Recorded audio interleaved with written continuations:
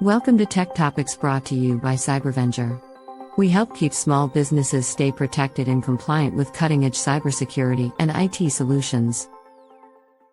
Hello everyone, my name is Andy. I'm the managing consultant for Cybervenger. Today we're doing another deep dive into the 110 controls of the NIST 800-171. This is a standard that applies to anyone dealing with controlled unclassified information. This is typically something handled by or for the Department of Defense or other federal departments.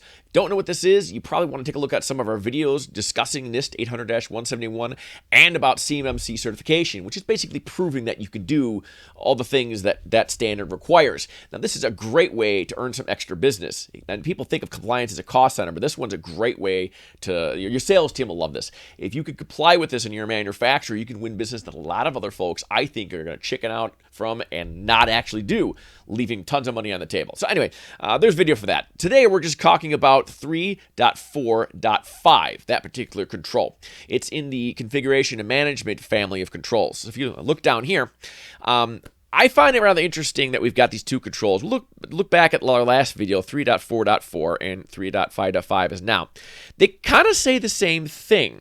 So I want to point out some subtle differences because it's very confusing. A lot of these NIST controls do, in fact, talk about almost the same darn thing, but with a slight different spin on it. And the different spin is usually something that's significant and important to the constructors of the NIST standard.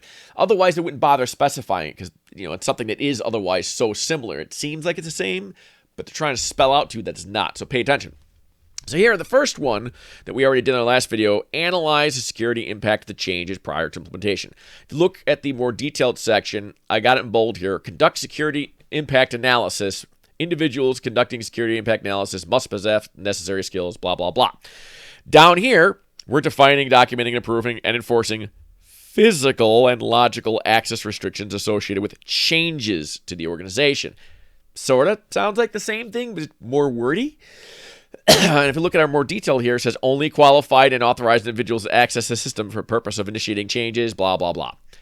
Really feels like the same thing, but I think it's not quite.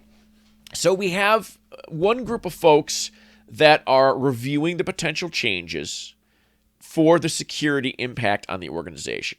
And then we have another requirement to have people who are doing the changes who are qualified and authorized. So here's a scenario. You might have an outside consultant who is very knowledgeable on firewalls, but they don't have the security clearance and authorization to work on a particular part of the network. That they just don't have the DLP for it.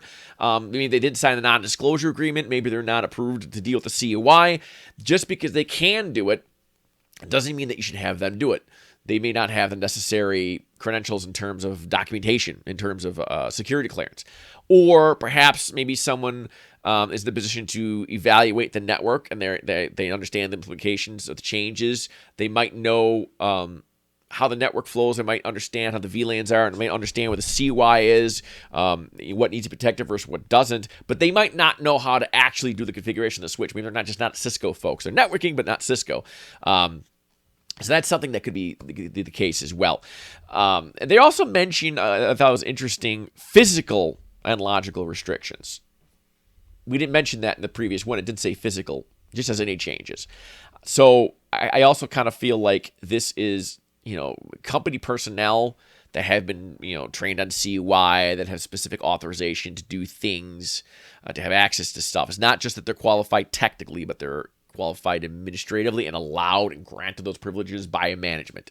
So maybe there's a background check somebody needs to go through or something like that. So you got to make sure that those policies are followed as well, not just that someone who's smart in the ways of that change are involved. So I think that's kind of the difference, if that makes sense. At least that's what I've come up with. There's not a lot of people out there talking about some of these nuances. So we're a little bit left on our own for some of them. And that's my take on this. Yeah, I also feel like the approval process is a big deal, and it's a question of rights, like job role sort of thing.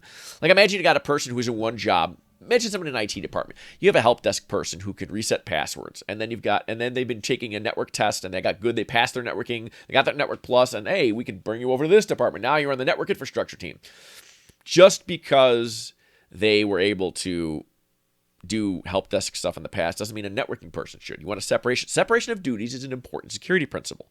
So you got one person here who is a networking engineer today and has credentials to change the switches and probably qualify the change. They got the test. They're upgraded. Good for them. Personal development and all. And they can assess that this change is fine for the network from a security standpoint.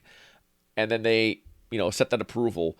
Doesn't mean they should also be able to continue to do their old help desk job and reset passwords to accounts and things like that. Even if they're qualified, they may not be approved. It's not their job anymore. They shouldn't have more rights that are necessary to do that specific job. So the separation of duties is very important. It's a very important security principle. It's an easy to gloss over thing when you're in the moment and you don't understand the thinking behind it. It's easy to abuse.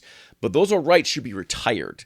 And I think that really is more of what 3.4.5 is kind of talking about, that approval, that management approval and access tracking, rather than just the analyzing of the technical implications, if that makes sense. So that's my take on those two.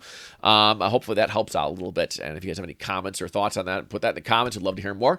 As always, thank you for watching, and we'll see you next time. Thanks for watching. We hope this video has provided valuable information to you. Be sure to share this video with other small business owners to spread the word about the importance of cybersecurity.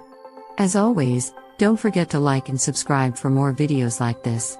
If you want more information about cybersecurity, visit us at www.cybervenger.com.